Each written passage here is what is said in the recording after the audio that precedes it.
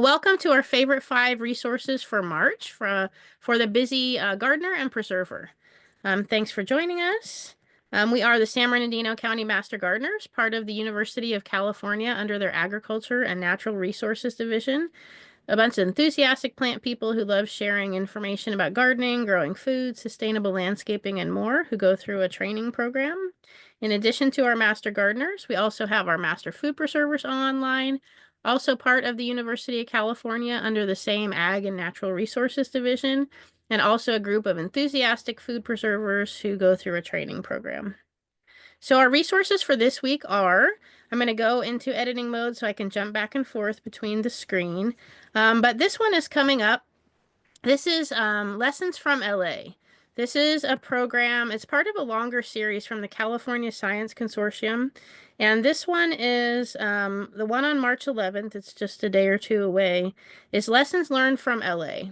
And this one may not necessarily be as much about plants as home hardening, but I think it's a really relevant topic here in Southern California. They may talk a little bit about plants, but I think the fact that they're also not talking about plants is really important. It's important to remember that any plant can burn under the right conditions. And there was a, we love plant lists, and for a few years there was a lot of plant lists popping around, trying to find the right plants to prevent fire. And the thing about it is that really any plant will burn under the right conditions. Even those ice plants, which you see in so many places, which seem like they would have all the qualities of a plant that wouldn't burn, they actually have a lot of dead growth in their understory. And so the way they grow is they have a really succulent layer on top, but underneath it's actually quite dry. And I think it was the fires in Ojai several years ago where they actually saw the fire moving under those succulent carpets. So when you're looking at fire safe landscaping, you're really looking at how you manage your plants. Having plants, they're really pushing now the 0 to 5 feet clearance between your house and like any kind of plantings.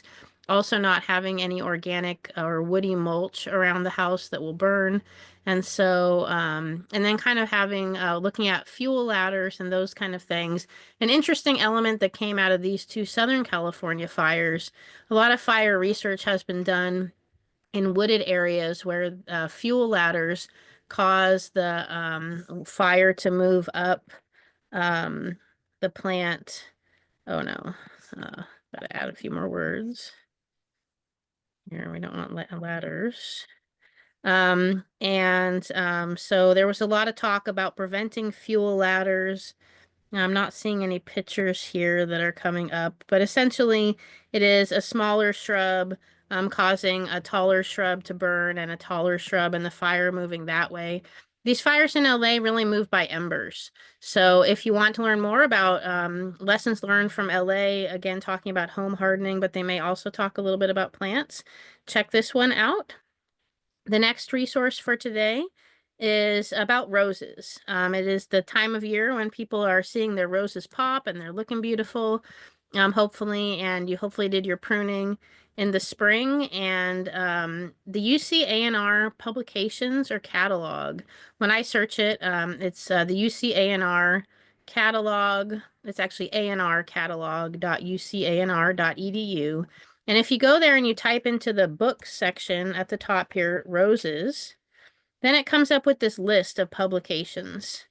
And one of them you pay $10, but the other one, it's a little bit weird because it's not like highlighted, but if you click download PDF, they have these great publications for free, great pictures. So this one is about insects and mites. You can see it's got some great photos of the damage, things that you can do. There's another one, diseases and disorders, especially with the rain coming. We are maybe going to get some powdery mildews and some different mildews that you might see on your roses if you have a black spot, either the fungal or I guess it's a bacterial or viral variety. There's information here. There's another one just about cultural practices and weed control. So if you are at all interested in roses, and there was a master gardener trainee who many years ago did a presentation about drought tolerant roses. I think it was out of Texas A&M. If you type, I'll look for that resource. There are actually some roses that are actually pretty drought tolerant. So if you do like roses, but maybe feel a little bit guilty for having them, there are some varieties which show a lot of promise and not needing a lot of water. So check those out. The next one I thought, because I was sitting by my window, oh no, wrong one. I missed, where did it go? Oh, here we go. The next one was, oops, I'm out of order here. Gotta control myself. Let's go to the third tip, which was from Master Food Preservers. And here's a recipe for candied citrus peel.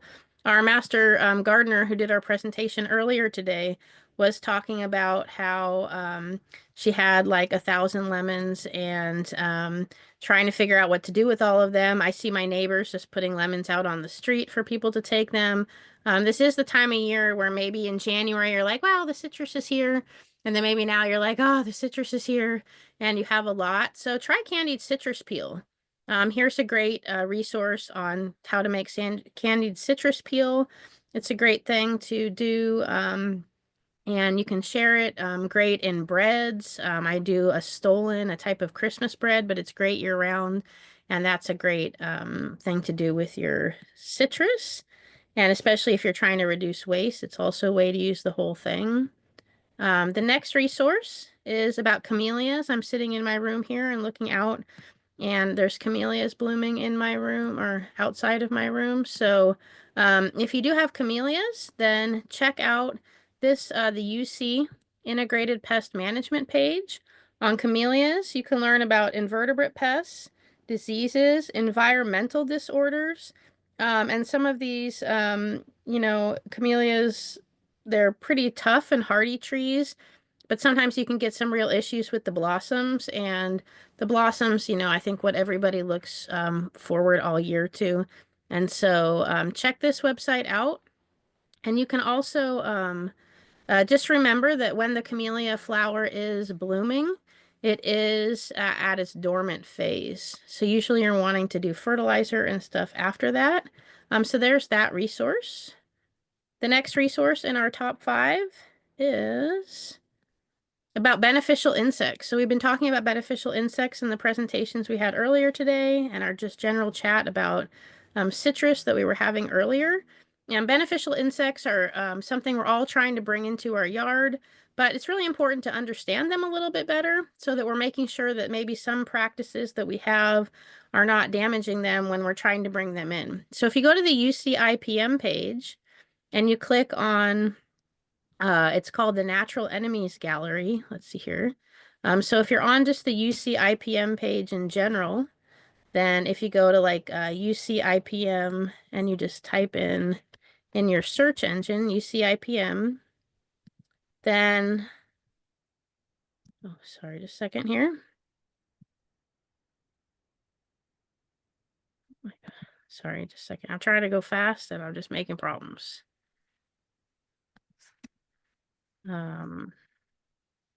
Wait a second. Bear with me. Home. Okay. They're updating our pages a little bit, so I open it. It doesn't look exactly like the way it normally does. But if you type in UCIPM and you type in like home gardens, you'll get this home garden turf and landscape pests page. And if you see here on the left menu, there's a natural enemies gallery. If you open this, there's all kinds of information on beneficial insects. One of the ones that I really like is this poster. You can open it up, has some great photos. It prints out nicely as an 8.5 by 11.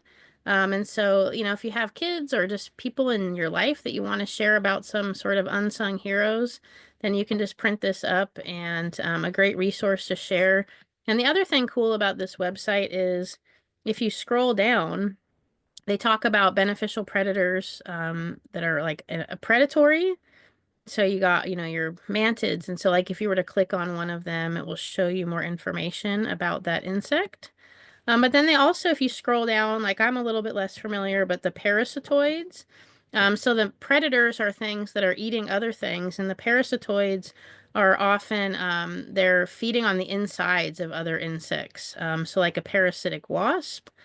And so they've got a lot of information about those. So that's really cool. And then they also have like weed herbivores that can be helping out with weeds as well. So check that out. And then they also have a bunch of other resources here. So with that, those are our top 5 resources for this month. The Master Gardeners are here to help. We have a helpline, an email or a phone number you can call, and you can also find us the second Sunday of each month from 11 to 12:30 p.m. We have our Facebook channel, MGP San Bern, and you can also check out our gardening videos, and we have Master Food Preserver videos on our YouTube channel as well. And this is our helpline information. And then here's our information for our Master Food Preservers as well. And they also have a Facebook page. The San Bernardino County Master Gardener, Master Food Preserver program is also, it's a co-program with the Riverside program. So those two are combined and run by one coordinator. So if you're looking it up on social media, it's the San Bernardino and Riverside County Master Food Preservers, and they also have information on their website about how to contact them with any questions. So that's our top 5 resources. Go back and check other months. We've posted those on our YouTube channel and look forward to our top 5 resources in April. I've got a good one. I think it's called Weed Cut that I just learned about yesterday. So check those out. Have a great